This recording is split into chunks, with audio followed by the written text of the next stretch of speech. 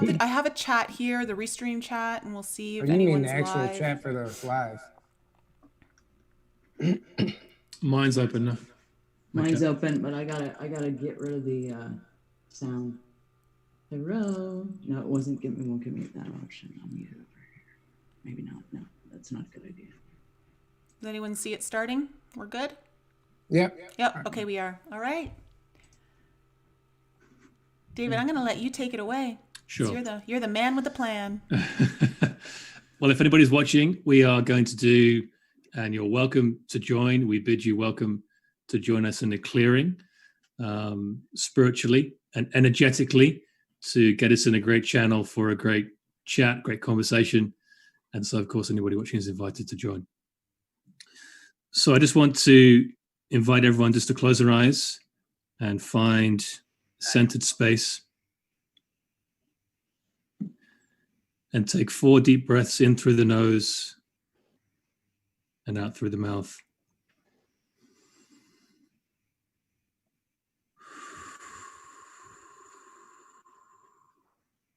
Just letting go of all thoughts. Letting go of all tasks on the breath out.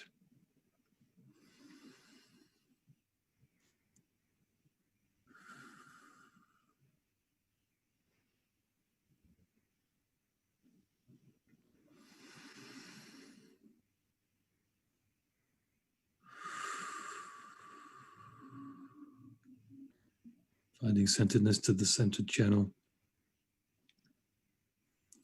And I want us to imagine our soul star chakra, which is our chakra point about 6 to 12 inches above the top of our head.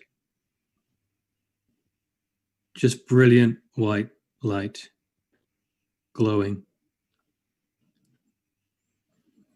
And before we do our I am activations, just imagine a vortex, a funnel motion coming down from that soul star chakra, spiraling, encompassing our whole body, moving past our head,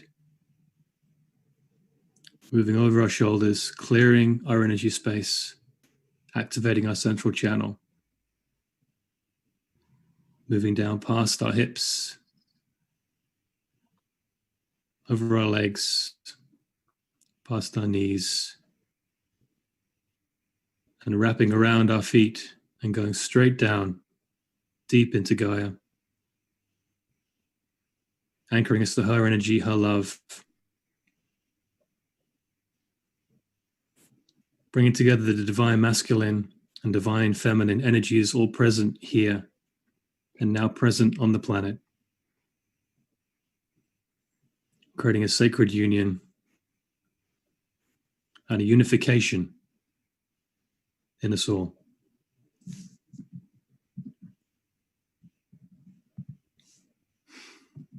I'm now going to read Angels of God, clearing prayer, which has been powerful for me. Let's keep everyone's eyes shut. Let's keep those deep breaths. Feel that anchored energy. Let's try and embody these words as I read them, as a group.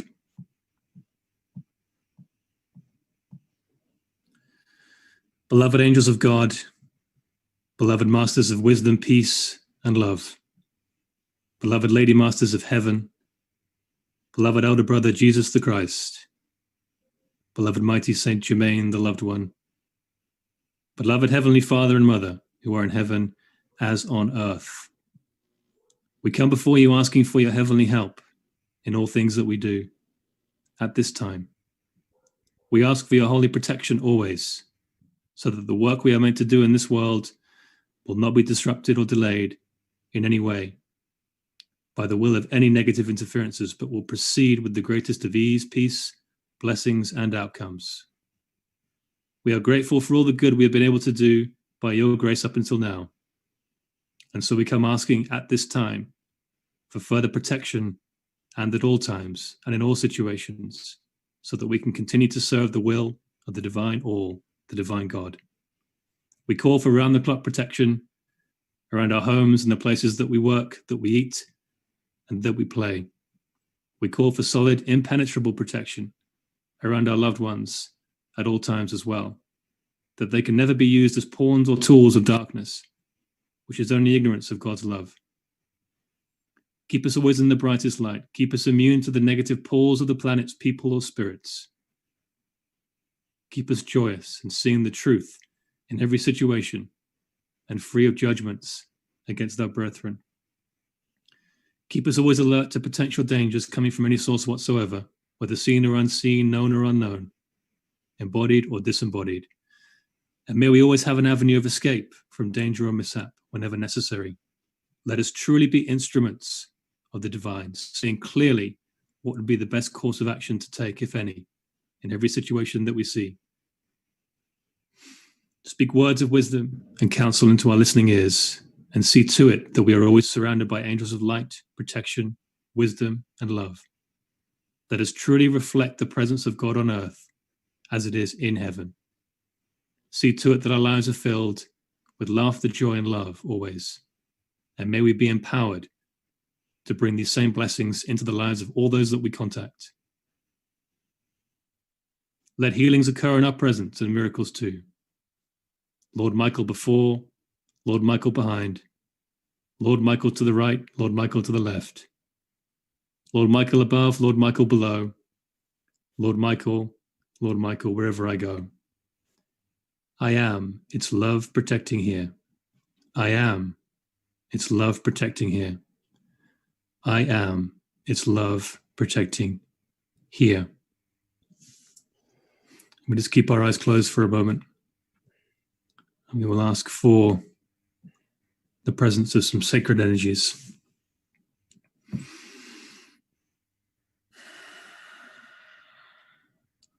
We ask for the presence of Jesus the Christ, Saint Germain the loved one, Zoroaster the king, Zarathustra the magi, Lao Tzu the old sage, the Buddha, Babaji the eternal one, Lahiri Mahasaya the smiling guru, Sri Eptaswar the teacher, Paramahansa Yogananda the gift, El Moria the lord of the first ray, Kuthumi the great guiding light, Dwalkul the master teacher, Paul the Venetian, Serapis Bey the lord of ascension, Hilarion the bringer of joy, the English master Douglas Baker and keeper of this ashram, Krishna the avatar, Kuan Yin the incandescent one, Einar the ninth dimensional guide, Muhammad the prophet, Joshua who walked with God, the master in you, Yahweh in you, Savior in you. And take one deep breath in through the nose, activating the pineal gland. Activate, activate, activate, and hold. And release.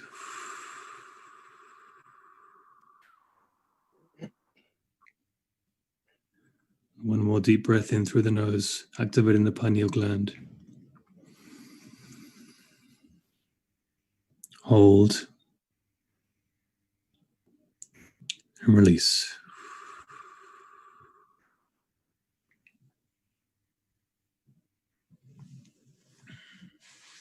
Okay.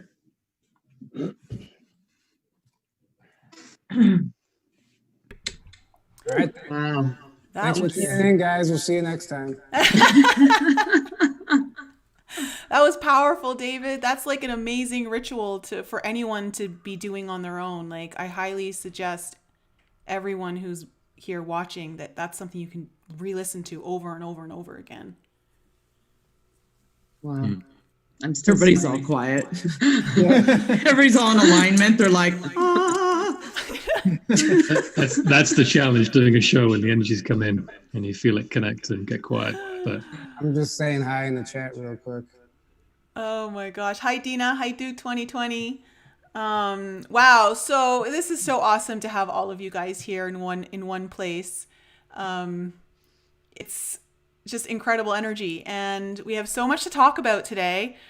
We're going to break through the fourth dimension, and just love for everyone to introduce themselves. Alara, do you want to go first?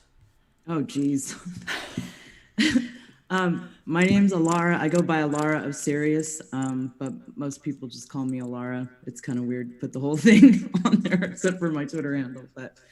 And I have a YouTube channel called 1 Foot in 5D, where I'll be doing a lot of different stuff, but I do interviews, and I have a show I just started recently called the Pink Patriot Hour, which is mainly like Q related and sort of, it has more of a, I don't know, it's like a heartfelt energy. It's really cool. And it's me and my partner living on a prayer, and we just talk to different patriots, and it's supposed to be a big support to, the intention of it is to be a big support to the females in the Great Awakening, in the Patriot movement.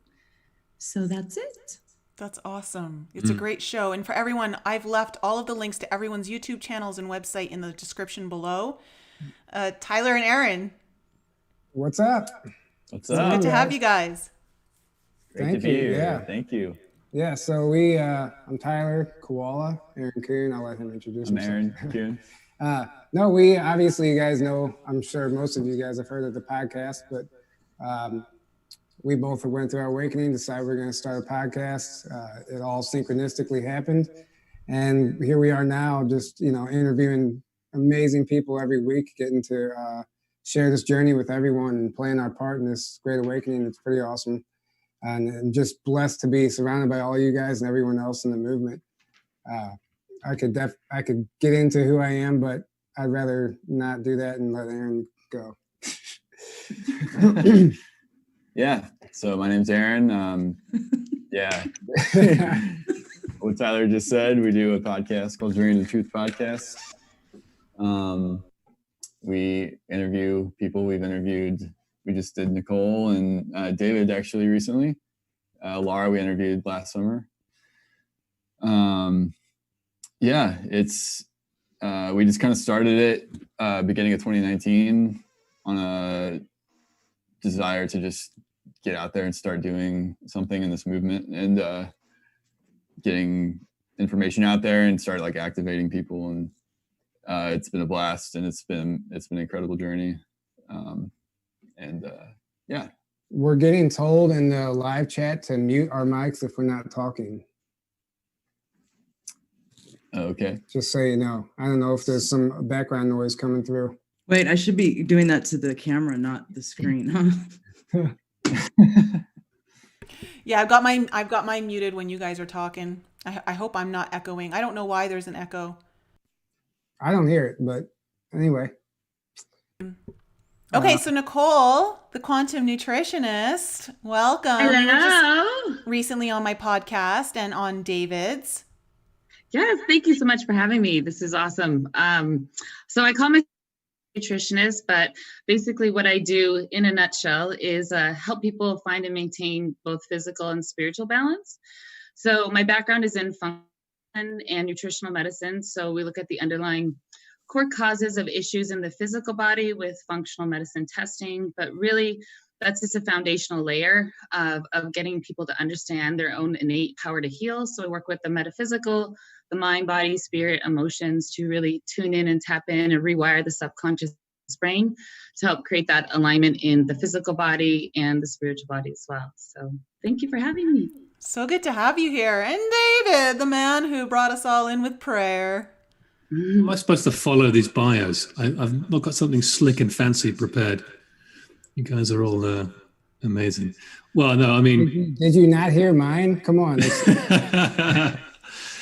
Well, I've come from really a business and corporate background and have had a creeping awakening for a number of years that really propelled me into Above Duality and that platform in the last sort of 6 months or whatever it's been.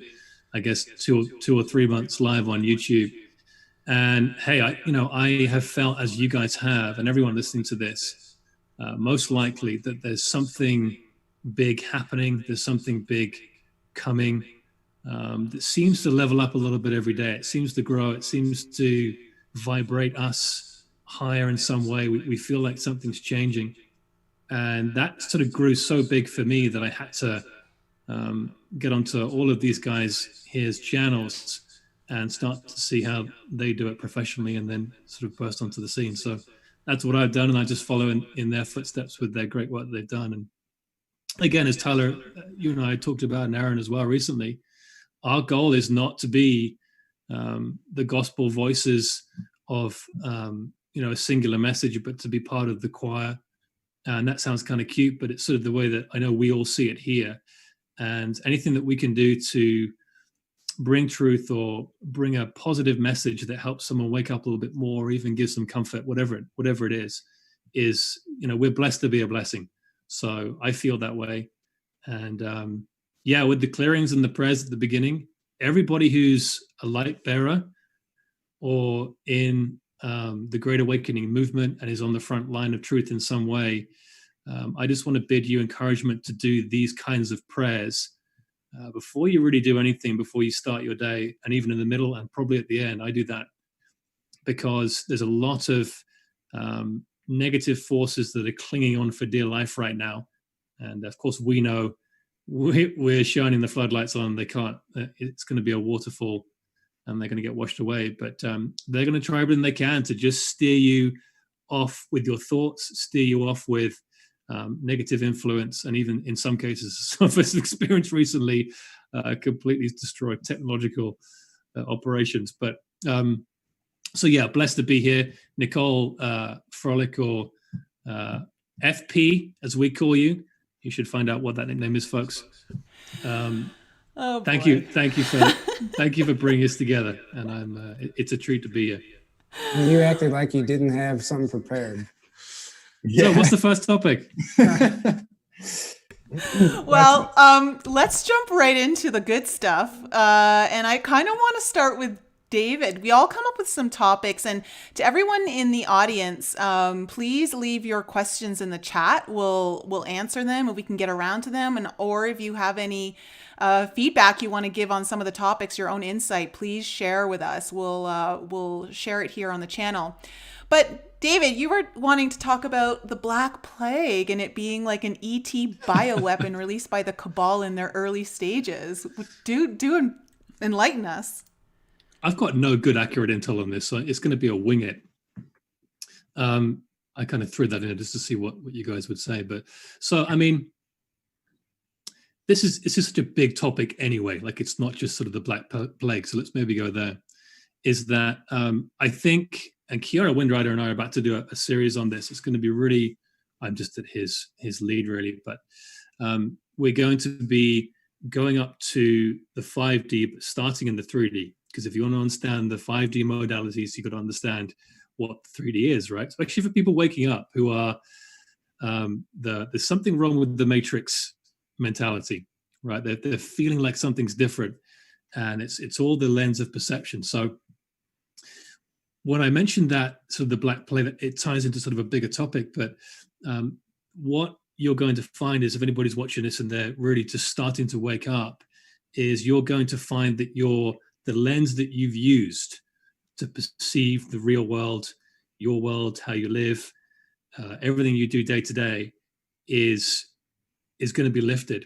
And like that movie, I can't remember the name of it, one of you are going to remind me, but when he puts on the glasses, you're going to start to see things and feel things that don't add up to your intellectual capacity, your way to understand things in everyday life, and things are going to change. And maybe this is happening for you right now. And this is all of our story, by the way. We've all gone through this. So when I talk about this Black Plague, which kind of actually sort of pinged into me, it reminds me that the forces of negativity, the control structures, the DF, the dark forces as I control them, the Kabbalah, you call them whatever you want. I'll keep it PG for the sake of technology interference. But I think that if you look at sort of going back I mean, even to Atlantean times when Osiris had come back and consciousness in Atlantis has started to sort of shift because of very highly technologically advanced and very spiritually advanced race. When Osiris had come back and consciousness started to sort of go to the dark side, right? Dark forces started to sort of manipulate that a little bit. And he came back to sort of take that up to another level. I think even probably from way back beyond then, there have been stages of society that have introduced these control measures throughout thousands of years before right now, thousands of years previous. So when we look at sort of the bubonic and the Black Plague situations in London, and even, you know, leprosy and things like that with Jesus in Jesus's times, it's very likely that there has been some form of ET interference, maybe even from the control structure of the establishment at the time, to maybe control populace in some way, or even test, as they do, test to see how particular viruses or biological weapons can be used to control a population, right? A populace of people. So I don't have any physical proof of that. I've not got Jesus on speed dial, so I can't tell you whether that's true or not, but that's a feeling that I certainly have anyway. Well, it wouldn't surprise me if they've been using these bioweapons since gosh knows when. Right. I mean, it's not like we're the most advanced civilization to walk this planet. So I'm pretty sure that this stuff has been around for a long time. And it just seems that whenever they're manipulating the energy structures around the, or I should say, manipulating the energy field of the planet, that people get sick and you have these pandemics, or maybe they're not pandemics, but like these global illnesses that take effect. I wrote, sorry, go ahead, Tyler. Did you want? Nothing. Go ahead. It's interesting this topic came up because I wrote a screenplay about 20 years ago called Das Mittel, and that means the agent in German. And it was literally about an agent that was released by what essentially is a communist faction into the general population, and it removes the part of your brain that gives you the capacity to have faith. And it's so interesting because I'm literally like I wrote this 20 years ago, and I'm literally watching this like kind of play out now, and it's just bizarre. I'll read articles and I'll just be like, how did I even come up with that 20 years ago? But it's like it was in the field, you know? I mean, that's really the only explanation I have. But it makes you wonder about like all these, you know, things being released, and it makes you wonder how much of it is, you know, even steps beyond just a bioweapon, where it's how much of this is a spiritual thing, how much of even, I'm not going to say it, we call it that 19 on my channel, but how much of that 19 is got spiritual components to it, not just, you know, an engineered bioweapon in a lab. So yeah, totally. This ties into and maybe we can expand on this a little bit. This ties into the fact that as you're waking up, and I'm going to comment with the assumption that you know that there's a dark and a light force currently battling on the planet right now, and a little bit in between.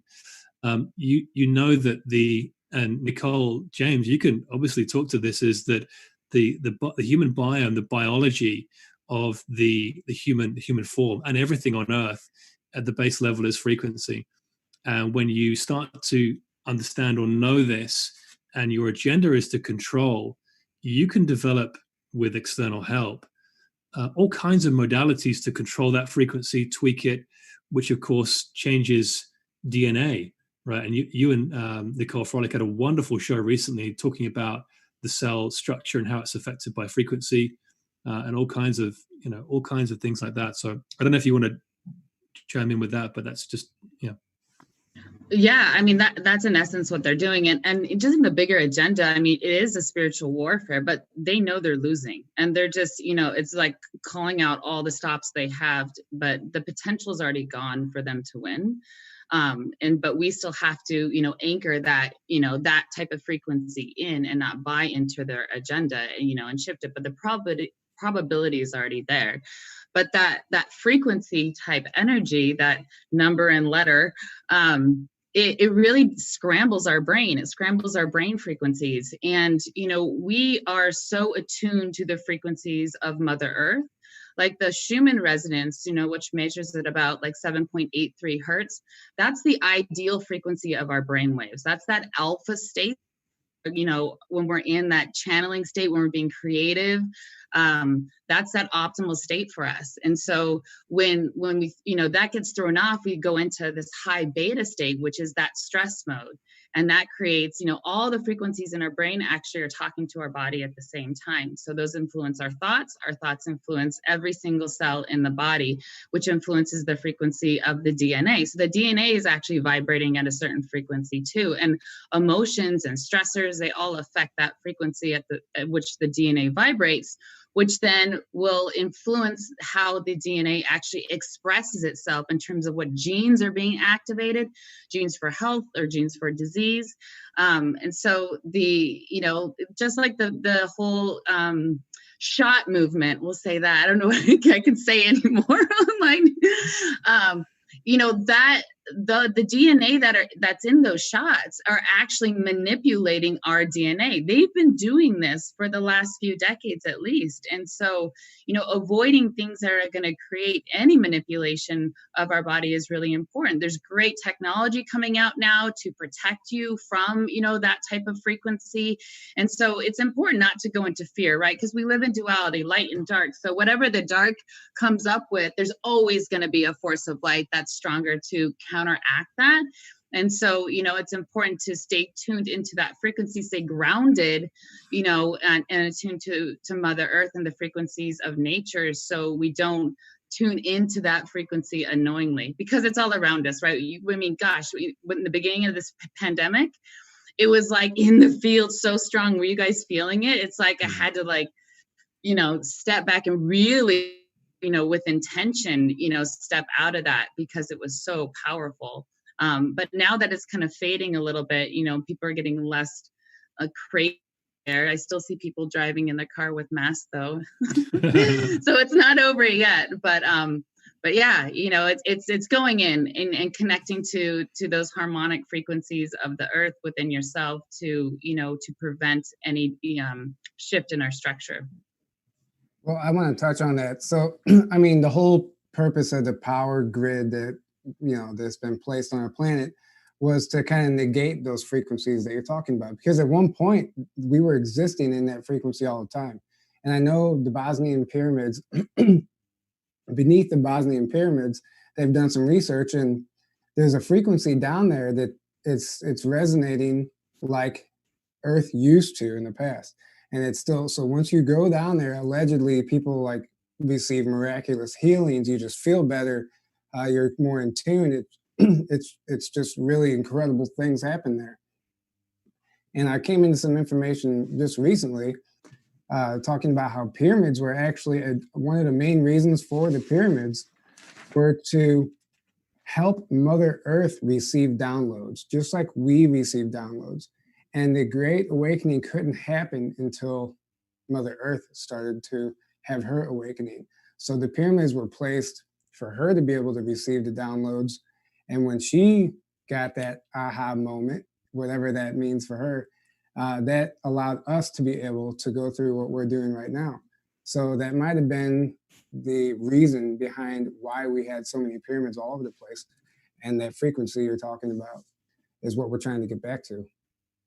Absolutely. And Giza, actually was just talking to David about this.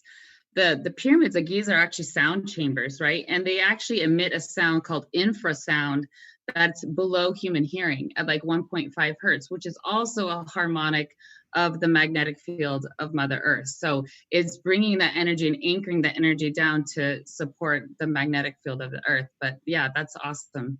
Yeah, they are a huge part of it. Amazing. They've also measured, where did I read this? I can't remember. They've measured some of the chambers in, whether it's the big Giza pyramid or not, I don't know. But there are negative decibels in some of these chambers. And they've put people in them. How can you even imagine it? So they put people in them and they can't last more than about 15, 20 minutes because the human sensory field, the human sensory modalities and structure, I guess, if you want to call it that, they can't handle minus decibels. How crazy is that? That's insane. Wow. Wow, that is crazy. Yeah.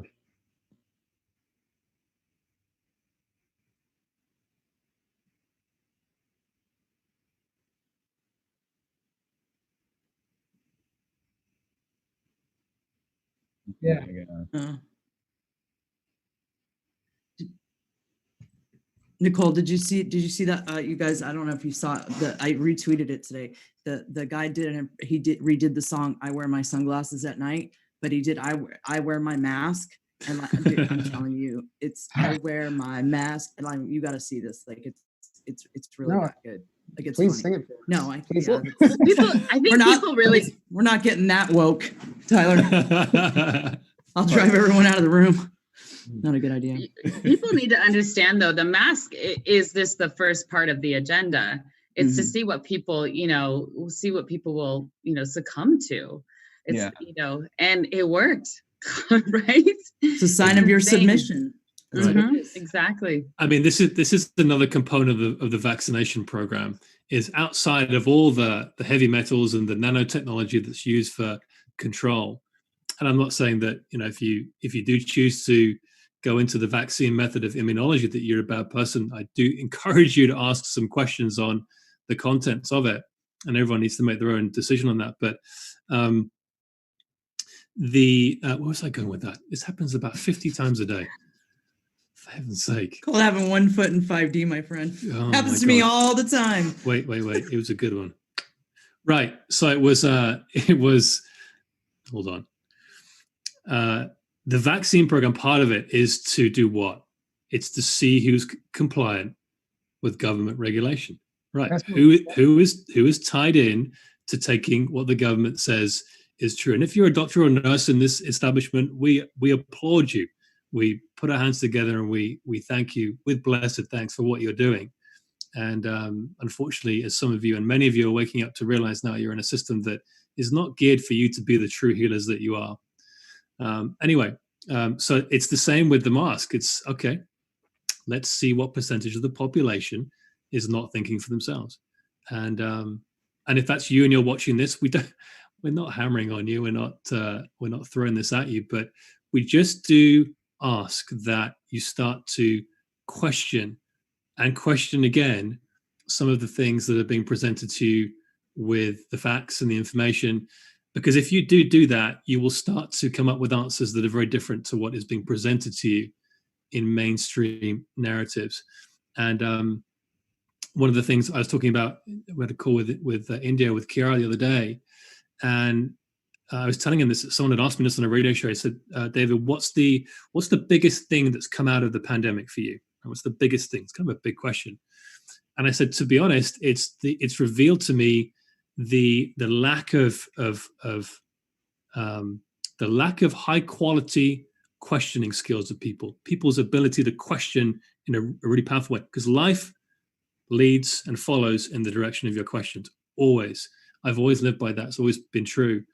And so many people, which is why they're stuck, and there's consciousness awakening attached to that, but they're not in the mindset of being able to, because they haven't been taught. You've got to learn these skills from entrepreneurs and free thinkers, how to ask the right questions. Because when you start there, you're automatically on a path of awakeness. Like, it's impossible for you to go elsewhere. Your divine masculinity is turning me on right now. Oh, that was good. That was good. There's a lot of incredible people. Just made me blush, Tyler. I can't blush. My lights are up so high that it's impossible. It just won't Yeah, happen. you almost need sunglasses in the studio. Just are you? Anybody that knows me knows this is how it rolls with me. I'm always too bright. That's just some theme in my life. You're talking about the vaccines and the mask being a test to see who's going to comply. Well, they do that test once a year, every year. It's called Black Friday. Whoever goes and stands in that line, that's like the government's yearly test to see who's still sleeping. That's totally true.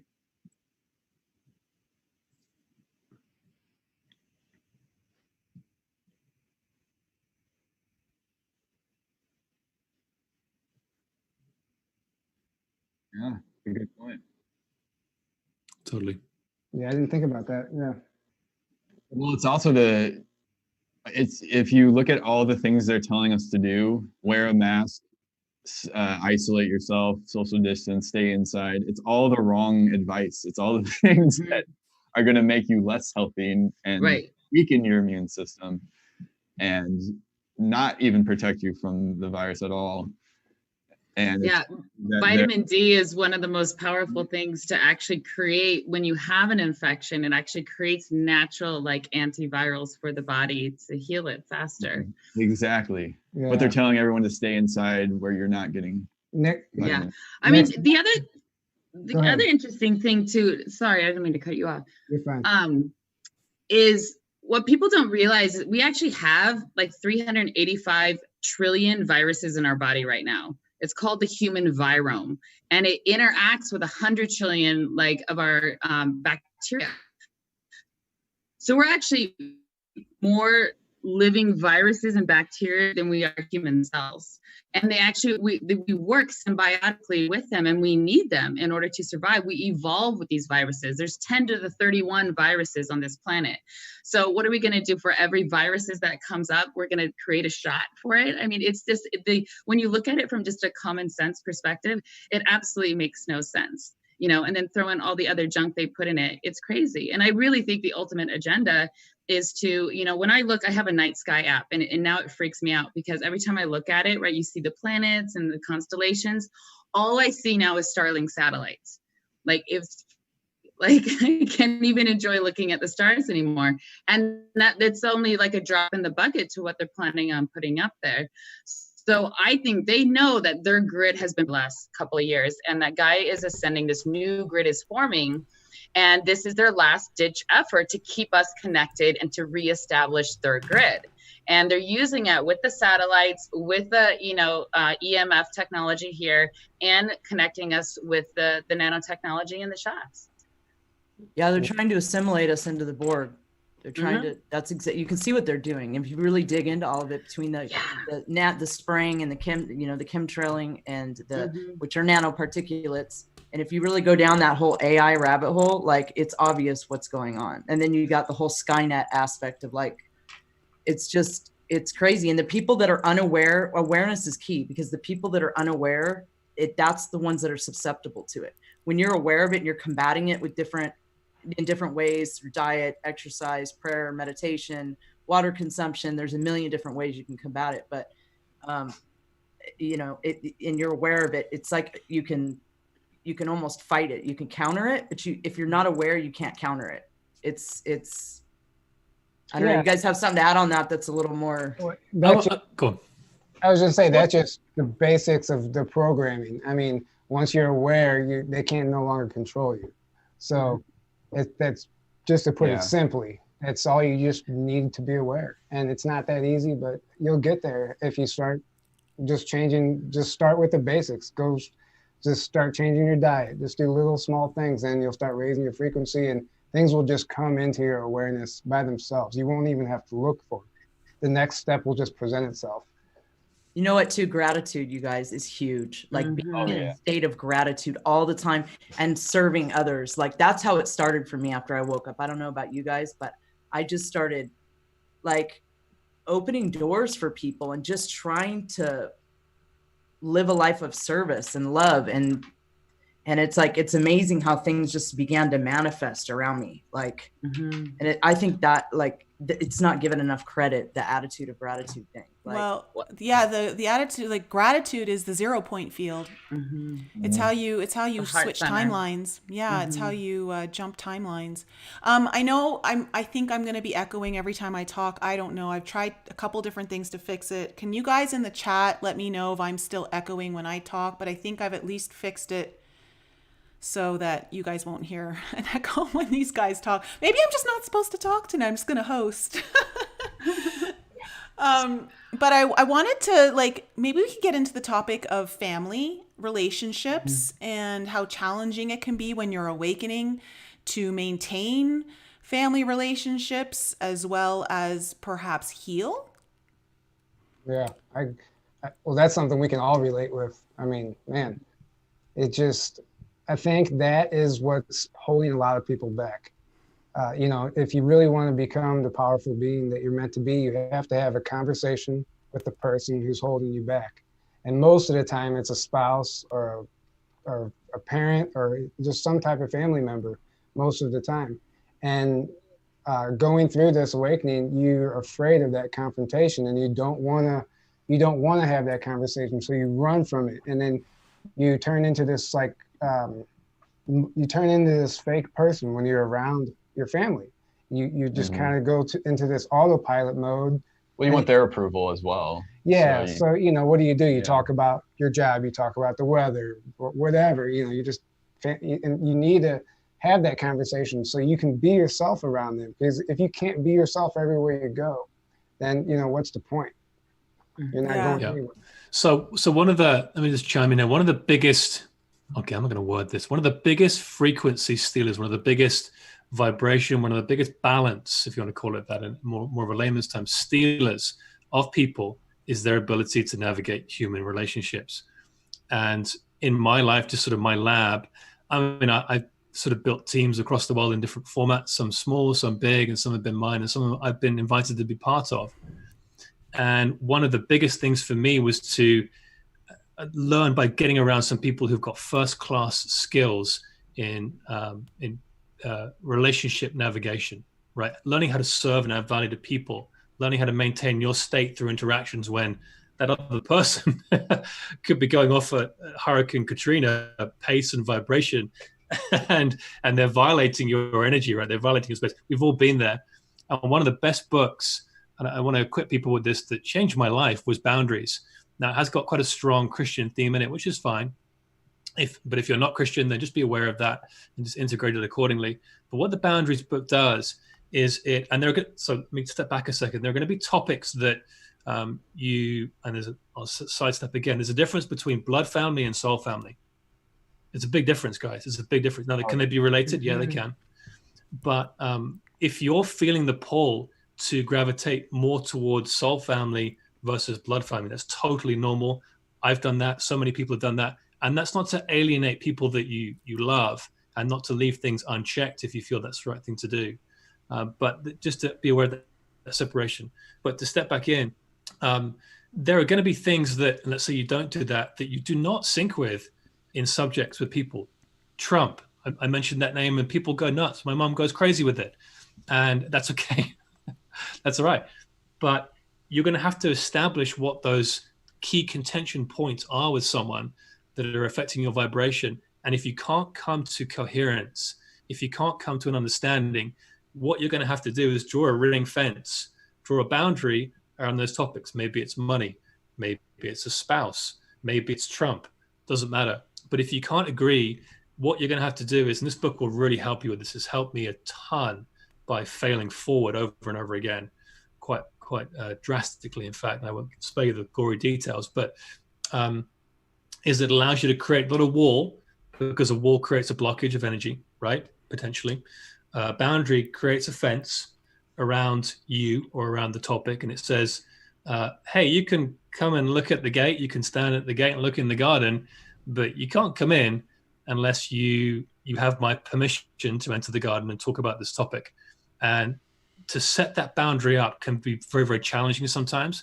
But if you're not doing this, you're giving your power away to someone to steal, because they're going to trample all over your flowers if you don't set the boundary up. And I want to share that because that really had equipped and empowered me over the years to have crucial conversations with people that I got wrong time and time again. It's never that simple. Yeah. But yeah. I think, one of the hardest things is when you finally awaken to so many truths within yourself, within the world, you just want to share it with everyone and go, oh my gosh, you need to see what I see. And a lot of people aren't ready to see what you see. And that's why you have so many people waking up at different stages, because, well, let's face it, there's so many varying lessons that are available to us as the ones who are awakening ahead of time versus the ones who aren't. And, I am one who, through my teenage years, have been awakened and been trying to red pill my family ever since. And it was when I stopped trying to red pill my family that my parents started to wake up, and my dad started experiencing things that he didn't know how to explain, and started coming to me and asking me about consciousness and the universe, and in his 70s. And I'm like, what's going on, Dad? And I think too, one of the things that's so important is what is coming up for a lot of us collectively to heal is stuff that's happening in our third and sacral chakra.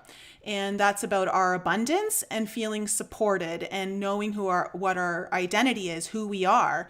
And one of the things that, at least for me, has been surfacing is who has my back right now? Who has my back? Because for many of us, we felt alone in this journey.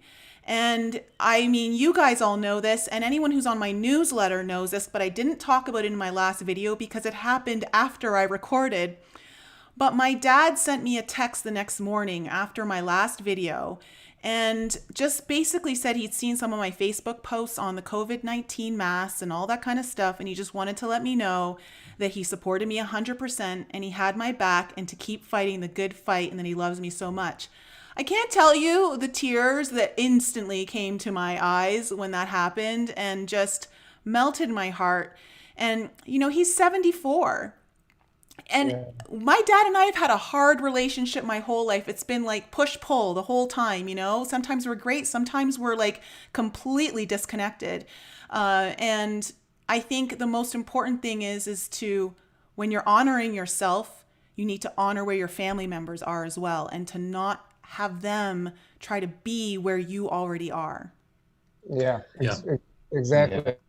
Yes. And there's some guy in the chat named Rob Counts. I don't know, I've never heard of him. Never heard of him. That guy, Rob Counts. Give it to him, Tyler. He made a great point. The reason why it's harder to have that conversation with your family members is because there's a karmic tie there. Karmic relationships are stronger. So it's not as easy as I made it sound when I was talking earlier. So I just wanted to clarify that. It is something, there's so many angles to come at this from.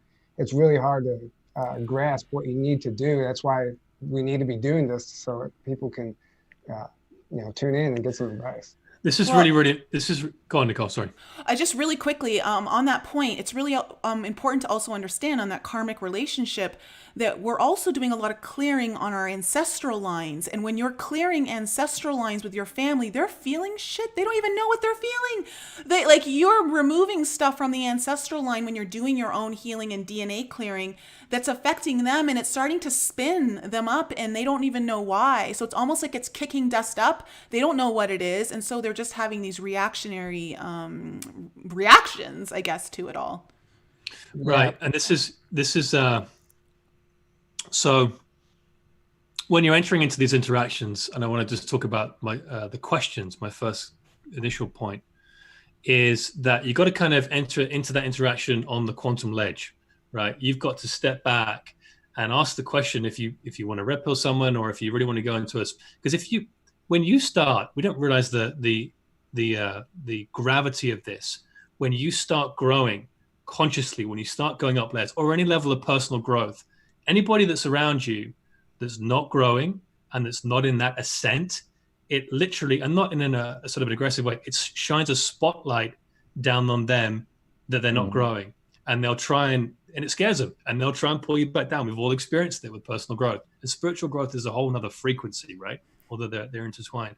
But to be able to stand up on that quantum ledge and not in a place of hierarchy, but when you enter into an interaction with a family member, is to say, because most people make statements, and I do this, I'm guilty as hell, make statements, make opinionated comments based on about 30% of information, right? And there's a 70% of information that you don't have there, and actually you won't have access to karmically, cosmically, galactically, because you don't know what that person's come in and agreed to, right? And so just to stand up, just to sort of simplify this, to stand up on that cosmic ledge and go, okay, where is this person at vibrationally? Where are they at karmically with me? And to get out of the intellect, right? Because the intellect's going to hold you back. And sometimes it's important, but you're trying to grasp the infinite with a finite intellect, ain't gonna happen, right? It's the difference between ego and presence, right? It'll confuse you, and you won't be able to integrate the truth of it. So to be able to use that intuition to find out where that person is at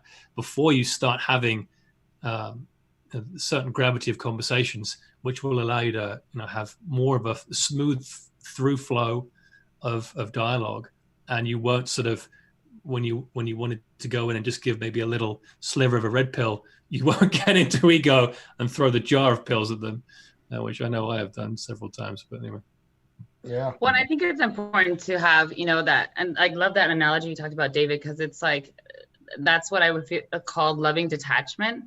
So you can support and love one another, especially when it comes to family, but not be attached to the outcomes. And that's really important too, when you're trying to red pill somebody because you feel like, oh my God, like I just woke up and I need to share this information, and you just start vomiting it on people, and you think you're doing a good thing, and the other person feels like they're being attacked, like they're being threatened, and it's like completely total opposite scenarios. So if you feel compelled to speak your truth, that's awesome, but it's really important not to have expectations. And I really think as we wake up in consciousness, we think that as we wake up, we're starting to understand these, great spiritual truths about the universe, about, humanity, about the truth that's been hidden to us. But I think it really has more to do with the trust in making change without expectation, not knowing what's going to happen, but knowing, staying tuned into yourself and making those changes regardless of what the outcome is. And I think the hardest thing for people to do is to change, because we go back to the brain. 95% of our brain and how we operate in this world is all subconscious. And so awareness, Alara, like what you are talking about, awareness in every single thought you think, what you watch, what you tune yourself into, the people that you're around, everything has to do with the field around you. And it's really the field around you, that's who you are, that's projecting the consciousness into the physical body. It's just like David said too. It's I remember when I first woke up, I came at my mom just, oh my gosh, there's aliens and da, da, da, da, da, da, da. I mean, I laid the whole thing on her, okay? And I could see the look on her face. That's what made me stop. I was like, whoa, this isn't cool what I'm doing right now. What right? kind of cult did you just join? Yeah. Right? Yeah, she was tripping. And but so now I make it like a real point of, I think it's more effective too if you kind of assess that person's frequency and where they're at, and then sort of meet them where they're at, but then plant a seed. Don't drop a Moab, just plant a seed that they can kind of receive. Well, they can think about and receive and process, and then hopefully start to awaken. Yeah. That's the point. But I think when you drop those, and I get in my moods too, where I'm like, screw it. It's just let them know everything. But I don't think that overall that is the right way to handle it, or it's like the most effective. How Q says it, don't tell them, show them, right? Yeah, you don't just want to say everything you know is a lie. Obama's a clone. Michelle Obama's a man. And the world's run by satanic pedophiles. Which may or may not. Michelle's a man, right? Hold on. Let me just show you something. Yeah. There goes the Ellen video. Hey, look. Yep. Boom. There it is. So I want to read something that I took down from class last night. It was okay. I think this is profound. We're going through a harmonic convergence of the divine message right now, and the reason why I wanted to mention that is because I want to just put a call out to, and this will only be a certain layer of people in the Great Awakening, and that's fine. I want to put a call out to those people who really feel like they're in a leadership role, in a light bearer capacity. They're in a leadership role in the Great Awakening, and that's to. We don't have an option to not master this stuff. Like, as the layer of leadership that are leading this movement forward, leading this vibration forward, although we're all in it together, we don't have the luxury of saying, it sounds great, David, like someone else can do that. No, we're looking at you, we're looking at me, we're looking at each other to take on the responsibility to create this new earth, because it will be created, but we have to lead that And these tools that we're talking about, these skills that we've talked about here today, and many other people have talked about, and the importance of raising our frequency, our vibration, so Gaia can take that and take it to a whole nother level, in fact, is so important. So if you're listening to this, then we're looking at you, we're looking at us, and we're looking at you. We all have the responsibility to take action, and not to stand back, because we're the leaders of the ascension. We all are, right? Absolutely. And I really think it's it's about not playing small anymore, and that's what it was. We rise in consciousness, we can't play small, because we create this new earth together. This is not a single journey or a small group of people. The more that we can stay in our heart coherence and speak our truth and vibrate that frequency out, the more, it expands out to everybody and affects everybody's fields. Our heart field of energy is always talking to everybody else's heart. So when you're in a 12-foot vicinity of anyone, your heart, electromagnetic field of your heart is influencing theirs. And so look at the ripple effect that can occur just with one person, in that state of coherence and speaking their truth. Ripple effect. Yes, exactly. We are the virus.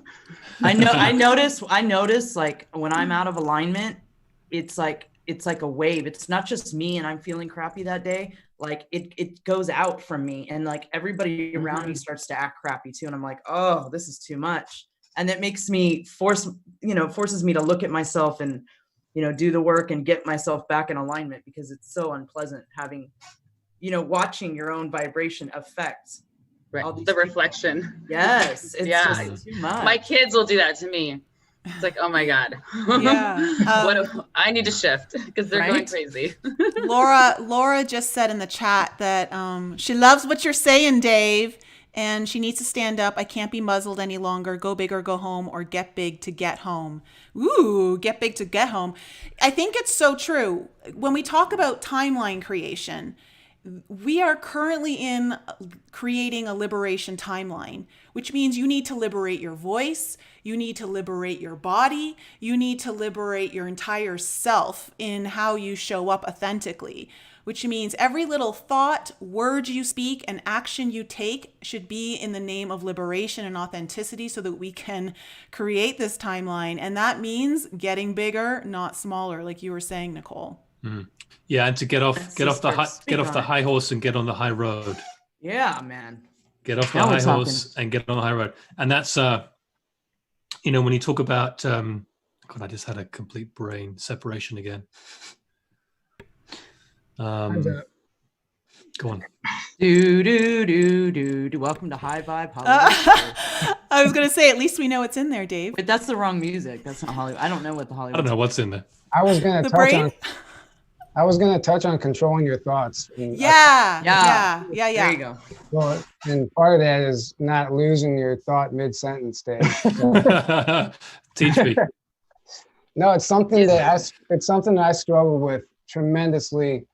I came from the party days, and it was just, you go through this awakening and you realize everything you were doing, every habit I had, everything was just working against me. And you're always tempted by things, and I couldn't get out of my head.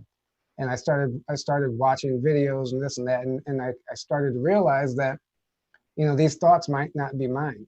So, and that was the case. I would have like this uncontrollable urge that I needed to have a beer on a Friday night. I just had to have, if something was driving me, until I realized I was walking my dogs and I was like, this isn't my thought. I actually commanded that thought away. I was like, I know this is not my thought. I don't want a beer right now. I don't know where this is coming from, but you do not have a place here. Please leave. And within 5 minutes, I didn't even realize it within 5 minutes, but the next thing I knew, I was like, I don't crave a beer. I had no desire to drink. And I started using this mentality throughout all aspects of my life.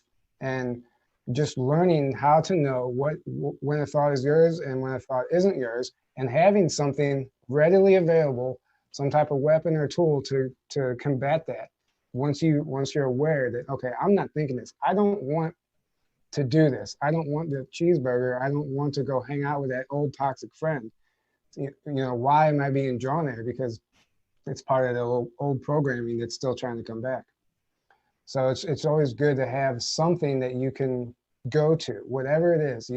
There's no specific thing. You can make up your own phrase, mantra, word, whatever it is. And it's helped me tremendously. And just, it helps you get out of your head, because you start wondering, you know, why am I thinking this? I thought I was, you know, on the right path. Why am I being tempted by this? And Well, then you start awakening to like, what do I really want? What do I really desire? Instead of like these programs that you just unconsciously play out. Yeah. Like you think you want to drink you think that is who you are. And then you kind of wake up out of that. Like, so that was like an awakening for you. Yeah. It's like, well, wait, what do I really want? Who am I really? And then you just start expanding your awareness. Yeah. And then you become the woke king. Well, No, I think you've got him beat today, David. You're running up on him quick. No and- way. Battle of Yeah, wokeness exactly. between the If you two. wouldn't have lost your train of thought, you would have had me beat. Well, you actually reminded me what I was going to say. For anybody that doesn't know, this is when we're in each other's chat rooms or other chat rooms or whatever, we have this running joke about wokeness, and Tyler's supposed to be the woke king because he just says stuff that's just like, you know, just a whole, just boom, mind blown. So we call him the woke king, and we're always making these jokes about it. So that's what kind of in that sort of fun spirit. That's why. So I'm trying to upload. It's failed again. I'm trying to upload a video I just did with Tyler on his experiences with sleep paralysis and a lot of journey in that realm. And it's some of the things that you talk about on there, Tyler, are just amazing, really, really powerful. Not just from an experience point of view, but from the tools that you've used personally to empower yourself to get out of these attacks and these control methods of these strong negative forces. So I'm, folks, when I can get it uploaded, when the technology will work, we'll premiere over the next couple of days. But anyway, the question that I was going to throw in there finally was, when you're getting into these interactions and things and what have you, is to ask the question. This helps me a lot, is to, however you want to do it, but pause and use the question, is this from presence or is this from ego? Right? And this applies to the big one on social media. You know, am I trying to help this person, and is my delivery from ego or is it from presence? Is it to feed me, or is it to add value and serve that person? And I think if you are able to, I'm not always able to, but if you're able to pause and ask that question before you deliver whatever you're going to say, I think you'll find you'll say something different to what you originally thought. I know I do, for sure.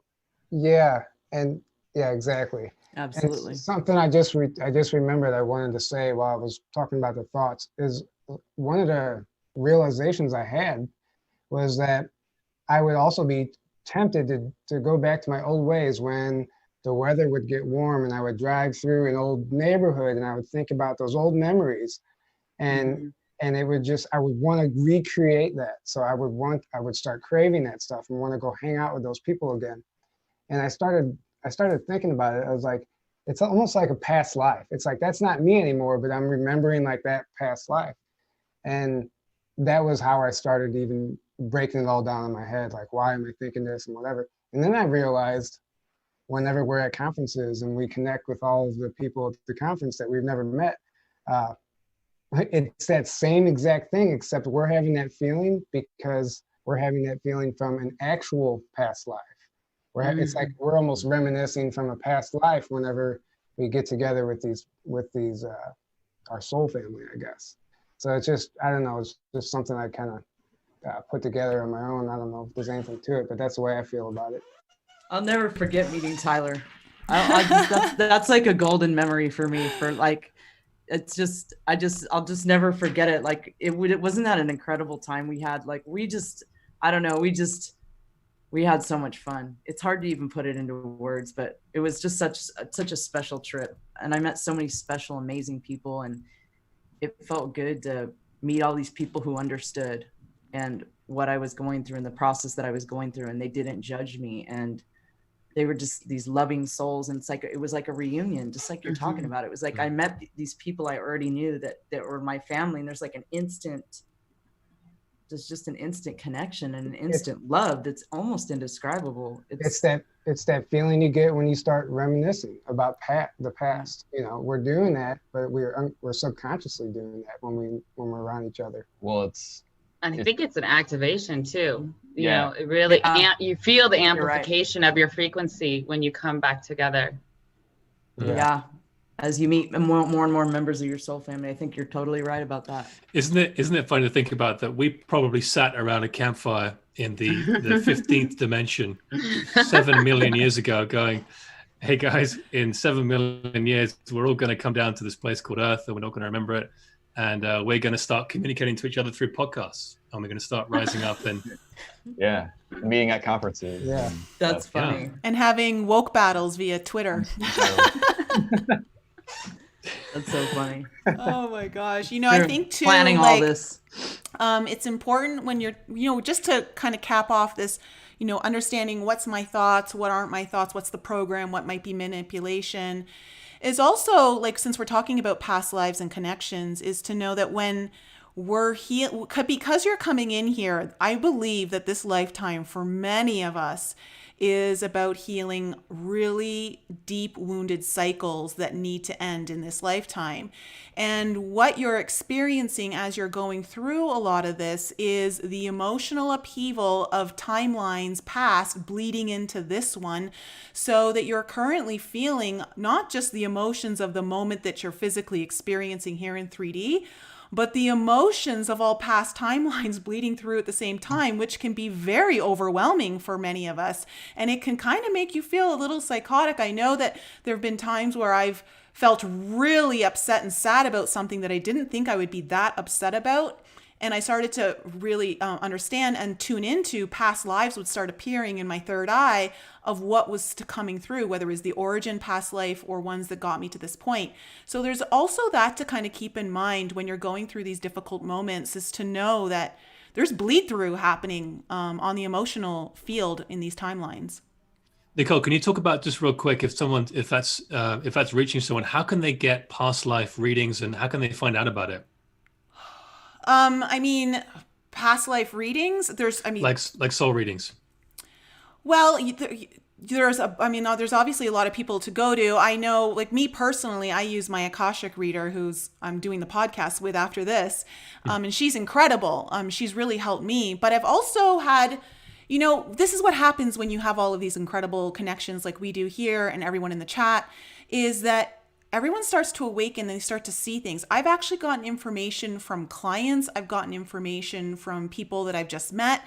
And then, of course, like Nicole, you were saying, we start activating one another and my pineal gland starts to open up and I start to see like things in my own past lives.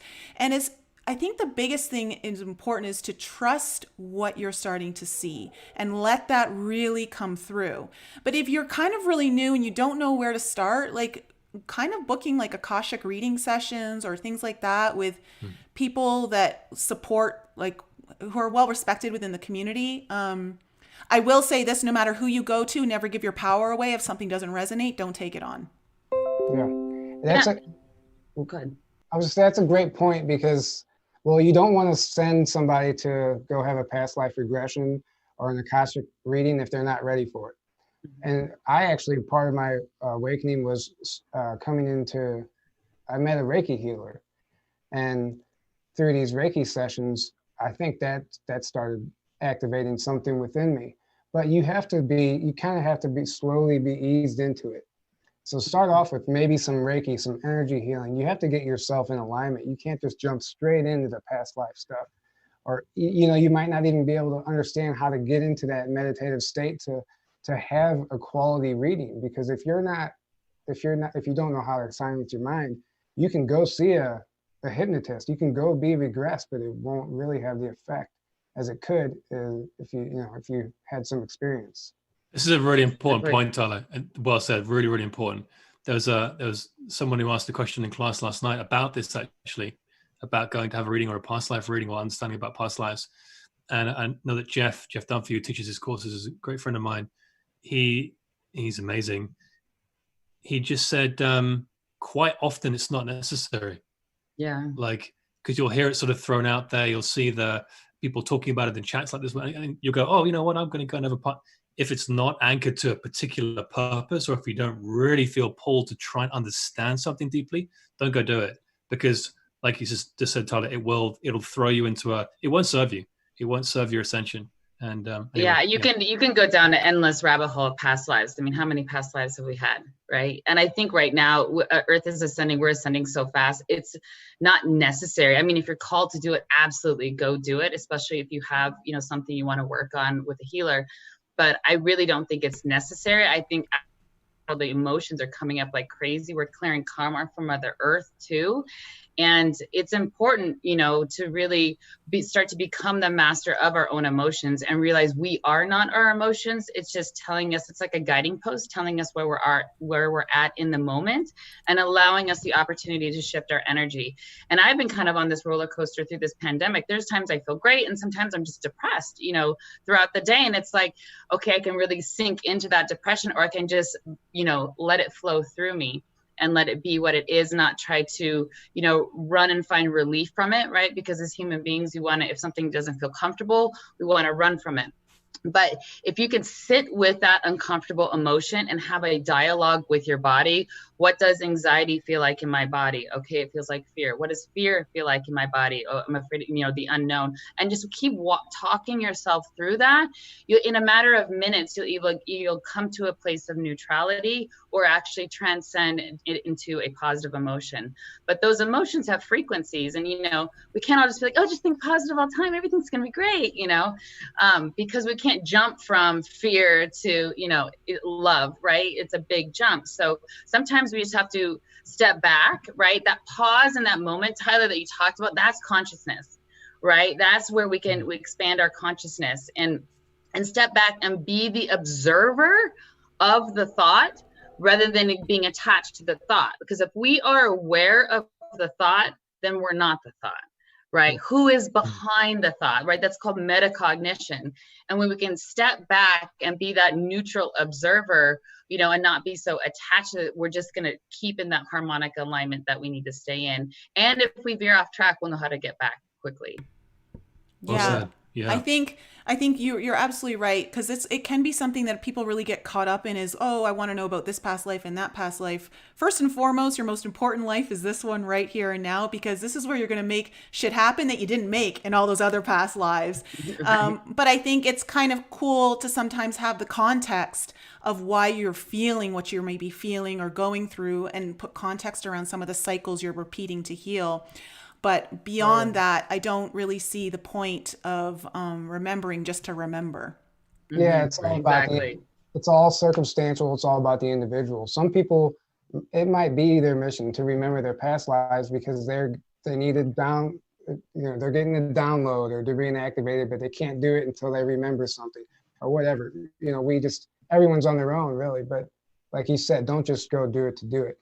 And it doesn't even work unless you believe in it. Also, like, you can send a skeptic to go see a Reiki healer and they'll walk away and say they didn't feel anything, because it works both ways. Like it's not just like this magical thing that can heal anybody. You have to work with it. So that's just something to be keep in mind. Yeah, it's that entrainment of energy. When any healer-client relationship, if no matter how much great energy someone's pouring through the client, if they're not open and receptive to it, nothing's going to happen.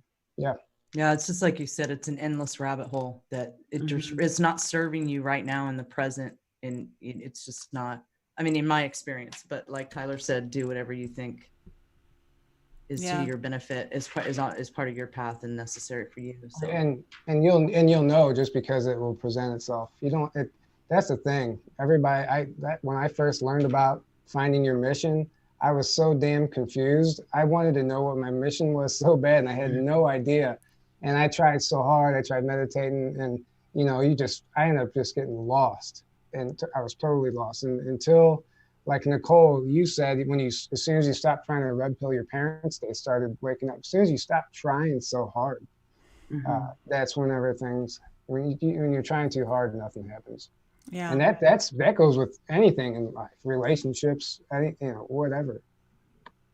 Yeah. Right. 'Cause the brain is the record of the past. So we're trying to figure out how our life is going to, play out based on our past. It doesn't make any sense. The only place that we can actually create from is our heart. Right. And that's what this whole scheme doesn't want us to connect to. So they could try to keep us in our lower chakras, of money, sex, and power, and just keep us held down there, because once we activate that heart center, we can actually step into our power. When we can step into our power and understand our freedom, that's when that mission can really align with us and magnetize to us. We don't have to go out, necessarily searching for it. It comes from within. Mm-hmm. Yeah, that's a really important point. And that's been the modality of modern infrastructure and modern civilization, isn't it? Is to focus on getting people oriented to the result, right? It's all about the orgasm, or it's all about the bank account, or it's all about the sale, whatever it is. And when when we look at the divinity and the genius of who we are, which is made manifest in 3D to 5D from being in presence doesn't have a destination. It doesn't have a conclusive result it's going after. It just is, right? It's a human being.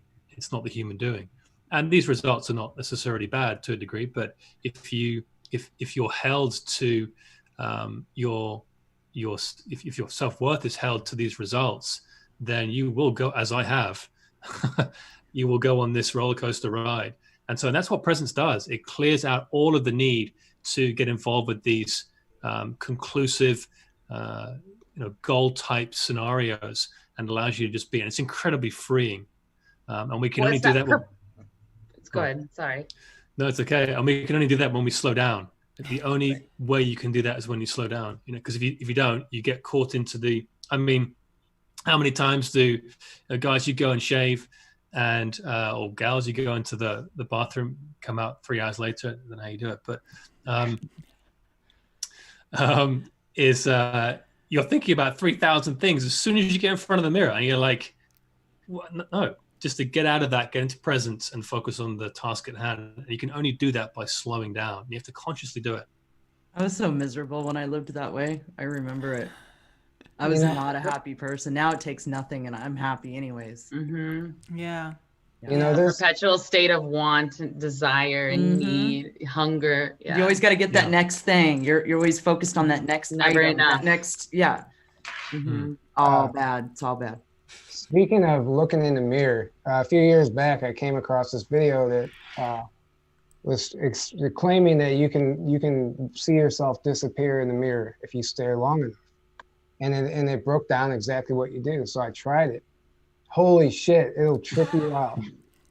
You ever stare like one of those magic eye books where the image is hidden and it pops out in 3D? Well, if you can stare into a mirror and stare right between your eyes long enough without blinking, you'll actually see your face start to melt away. And it starts melting away, and you actually can see the wall behind yourself. And I'm not joking. I've done this a few times. You have to stand there really long, and you start getting into this crazy meditative state when you do this. But you're watching your physical body. Like, it just goes to show that we're not our physical body. And this sounds crazy, but any of you can try it. And I've tested it, and it works. You have to be able to stare long enough and not blink. And if you blink, it's all right. You'll still come back. But if you can do it, it's amazing. Rob just said that you trip yourself out without drugs, Tyler. Who is this Rob guy? I don't know. Who is he? He does. I wanted call him ultra woke. I wanted to share a mirror story as well, since we're on that topic. Back in 2014, I was at a really breaking point in my life where, when you kind of hit that wall and you're like, I can't keep doing this anymore. Something has to shift, and it's probably me. And I had this 15-minute channeled session with entities that reside in the 32nd dimension or something like that. And they told me to stand in front of the mirror naked for 32 minutes every day for 9 months and 12 days. And so I had to look at myself, not be in judgment, one thought. And if I did have a judgmental thought, I had to start again at time 0 and start the 32 minutes over again. And at every 5-minute interval, I had to repeat this mantra that was very empowering and accepting and loving. And it was wild. And I had to do it for 9 months and 12 days, which is a pregnancy. And so I was literally rebirthing myself. And they told me that if you miss one day, you have to start at day one again. And I can't tell you, I missed a day 4.5 months in, and I almost like wanted to cry. And I had to restart all over again. But I finished it, and that exercise alone shifted the way I started to see myself. I remember it was in the seventh month of doing it, where I remember being in front of the mirror and saying, I see a different person today. And it's not that I had changed, it was my perception had changed. And there's so much power when we can actually stand in front of the mirror and see how much we actually like ourselves or don't like ourselves, and what do we need to shift there. It's really powerful. I'm impressed that you. That is insane. Right? Like, oh my whoa. God. What discipline. What kind of Wow. commitment? Holy cow! Right? Well, this is what I say to all my clients. If you're not willing to commit to yourself, you're not willing to commit to your life. And like you're all you have in this. It's everything you experience is through yourself. And I just knew that if I didn't commit to myself, the universe wasn't going to commit to me. Right. And it was hard, but eventually it got into a place where I gotta say, I got a little romantic with myself. I lit some candles. I played some like nice music. But I made it kind of like a sacred union with myself and the person in the mirror. Oh, Yeah. that's cool. That's beautiful. It is. I Right. mean, so much of our issues, whether it's physical health or mental health, come back to the of self-love and lack of self-love and self-worth. I started by, can you guys hear? Yeah. I started by reprogramming my mind when I was sleeping by listening to mantras. So for anybody that's kind of new to this stuff, when you don't have a being telling you what to do in the mirror for you can always start with mantras and headphones at night when you're sleeping. And it really does. It reprograms your subconscious mind.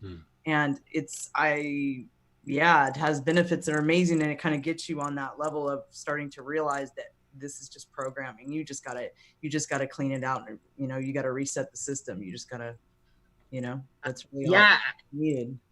That is it. And it's so easy, Alara, right? Like people, we want to try to reprogram our subconscious mind. How do we do that? It's repetition and hypnosis. But when we can, as we drop down into sleep, we go from that beta state to that alpha creative state. And as we're falling asleep, we drop down into that theta state. And the theta state is where the doors of the subconscious open. So if you want to reprogram, yourself, reprogram your mind, you put things on that you want to believe to be true as you drop down into that hypnagogic type sleep. So you can do it before you go to bed or as soon as you wake up in the morning. And if you do that on a consistent basis, your experiences will change, your thoughts will start to change, your choices will start to change just automatically. It's phenomenal, and it doesn't take much effort. Yeah. I suddenly feel unintelligent whenever I listen to Nicole James. Yeah. That's the divine feminine wokeness. You can book a consultation on my website, David. Right. I love it. Well, this has been awesome. We're hitting like the 90-minute mark, and I love the topics. I think the audience was really happy with a lot of the information you guys shared. It was really deep. Like there was a lot of depth here. Do you guys want to end off on a message? Is there any message you'd like to leave the audience with? And Aaron, why don't we start with you? Oh, okay. Just everything we've been talking about is amazing. I'm really glad we're talking about these things because this is the most important stuff to talk about and to get into, because this is what it's about. It's about awakening. It's about awakening to who you are, because we're born into this world where we're programmed to be something we're not. Essentially, is what I realized. Society has all these systems and all these beliefs set up to program us to fit into that, to serve this matrix that we're in. That's all fake. It's all just. It's until we get out of that, we're never going to be truly happy. We're never going to be content. We're never going to our life isn't going to be really worth living, because we're not going to be living from our true selves. So really, the spiritual path is not about gaining anything. It's about coming back to yourself. It's about deprogramming from the false reality and finding who you are and growing from your like soul level. So yeah, I mean, the more we can wake up to that, and the more we can, David, like you said, you have to slow down to do this, because if you stay caught up just constantly in the day-to-day, whatever you're doing and the stuff in your life, you're never gonna slow down to step into that space, right? Yeah. So that's like step one, is to like disconnect and slow down as much as possible. And that's what's so great about, like, the good part about this whole lockdown is like it forced so many people to do that, right? That never would have done that before. And then they're like, well, wait, what if I'm not my job, if I'm not my money, if I'm not this and that, who am I? And it's like forces you to step into that space, right? Yeah. Beautiful. So yeah, I'll just leave it there. Absolutely. And honestly, that is the best. That is step one. Step two is just make sure that you listen to a Journey to Truth podcast. You want to be woke. Here it comes. Here it comes. Woke queen. It sounded like you're about to go into a New Kids song, like step 2.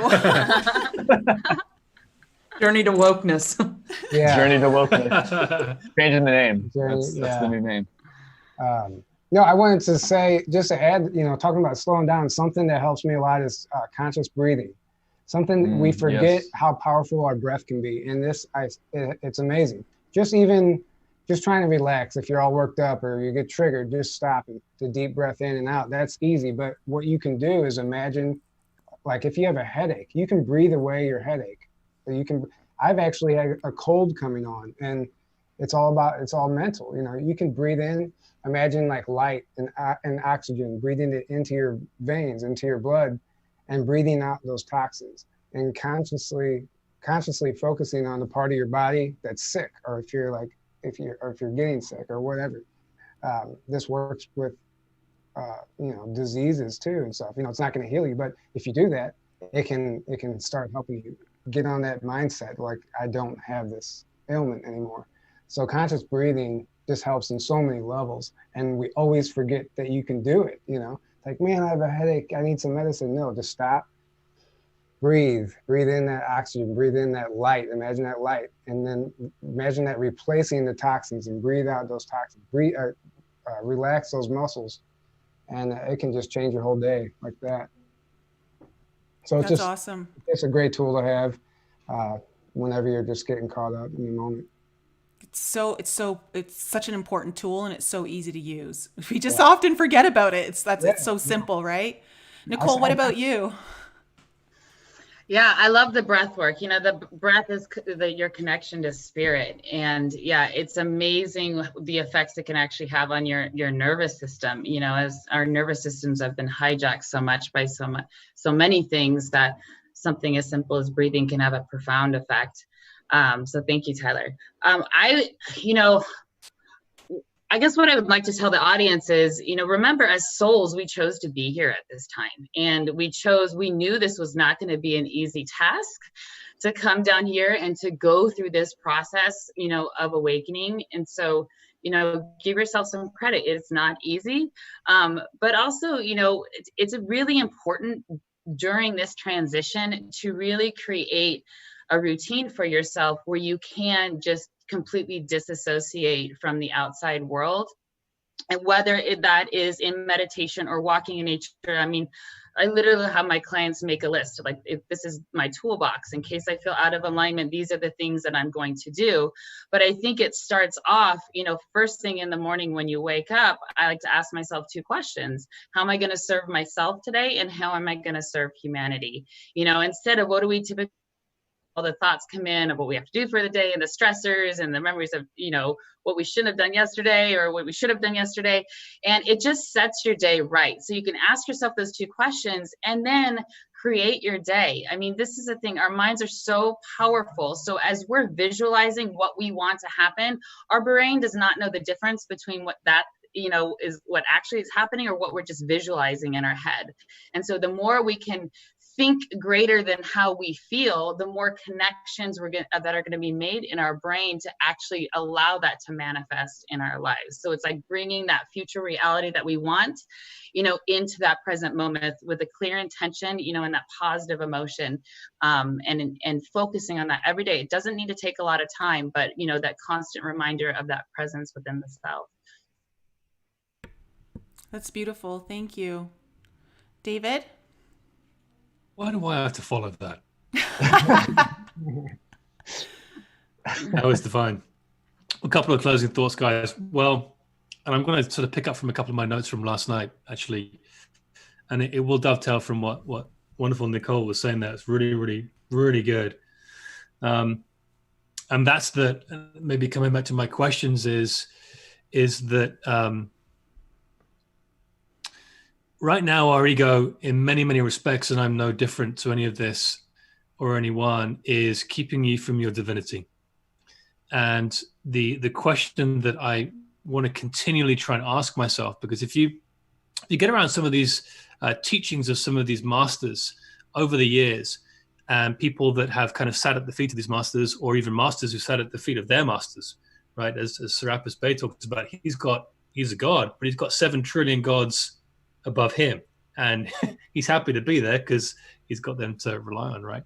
So it's hierarchy, but it's not a bad thing.